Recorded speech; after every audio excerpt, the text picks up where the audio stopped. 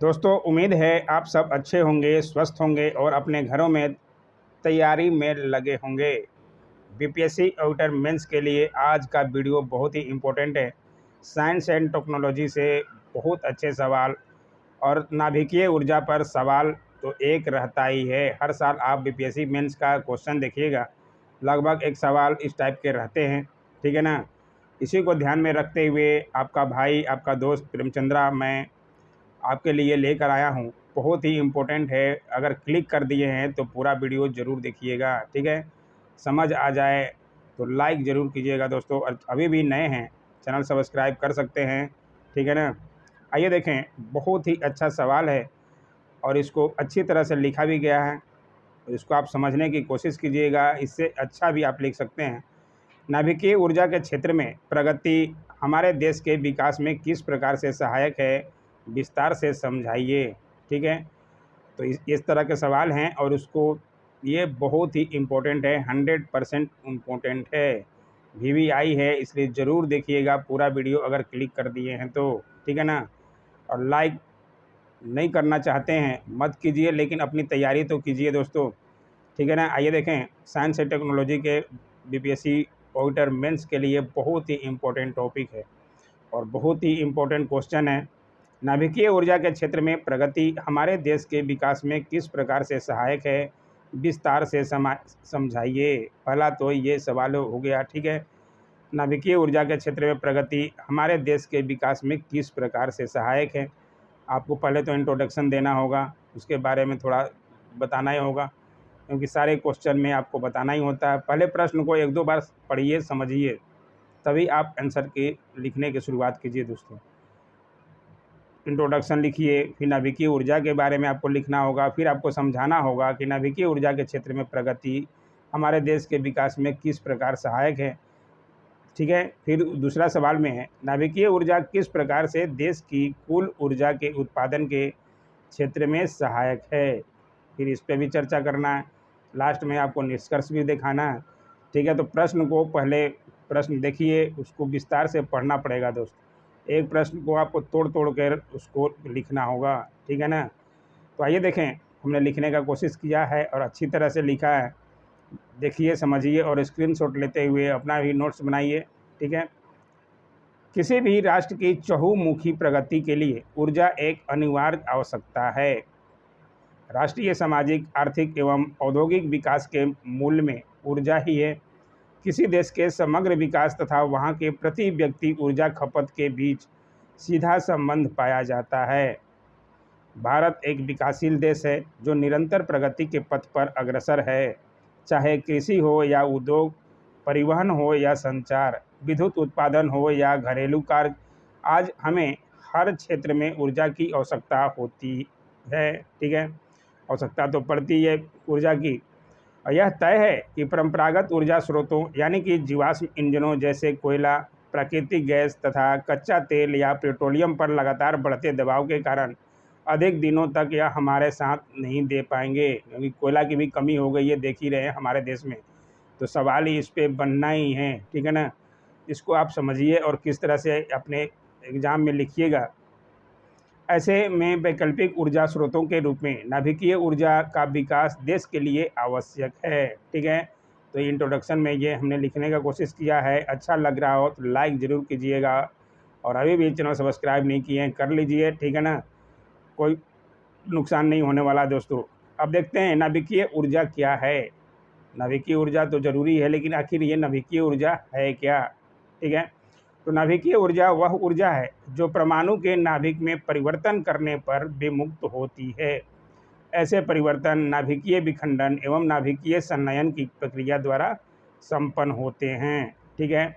परमाणु विद्युत घरों में नाभिकीय विखंडन की प्रक्रिया का प्रयोग कर ऊर्जा प्राप्त किया जाता है।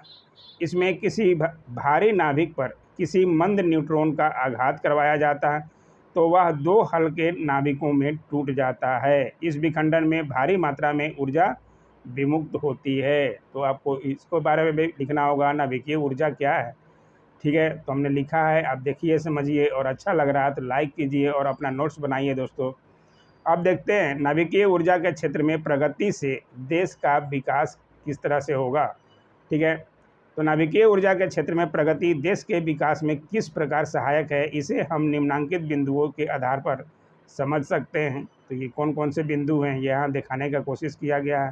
ठीक है, देश के सामाजिक आर्थिक विकास में ऊर्जा की अहम भूमिका होती है, सबको पता है होती है। अर्थव्यवस्था के तेज विकास के लिए उचित मूल्य पर स्थिर और सतत ऊर्जा की आपूर्ति आवश्यक होती है।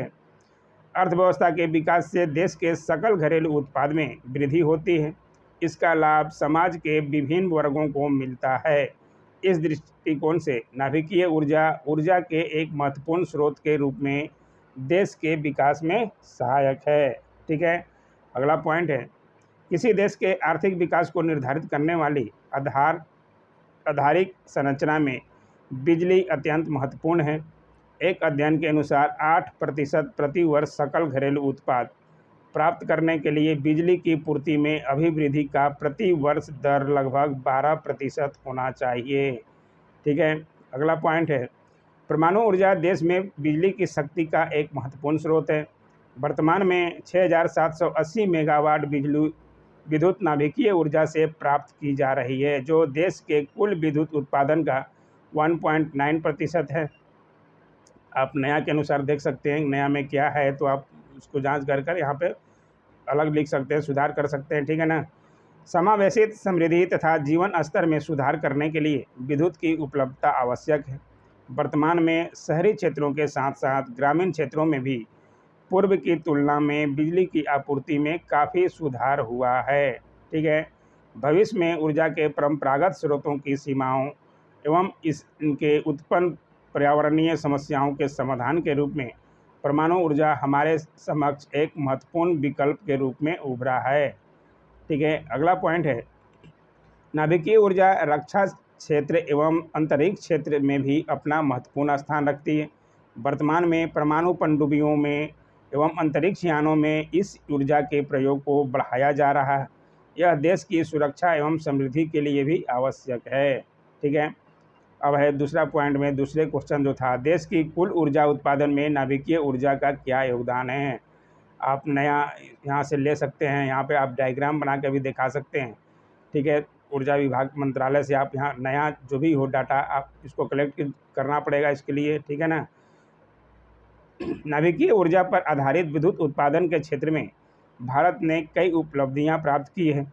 देश के भविष्य की आवश्यकताओं हेतु अधिक विद्युत उत्पादन क्षमता एवं उपलब्धियों पर को ध्यान में रखते हुए विद्युत उत्पादन में वृद्धि के लिए परमाणु ऊर्जा के दोहन हेतु एक सुनियोजित कार्यक्रम का क्रियान्वयन किया जा रहा है।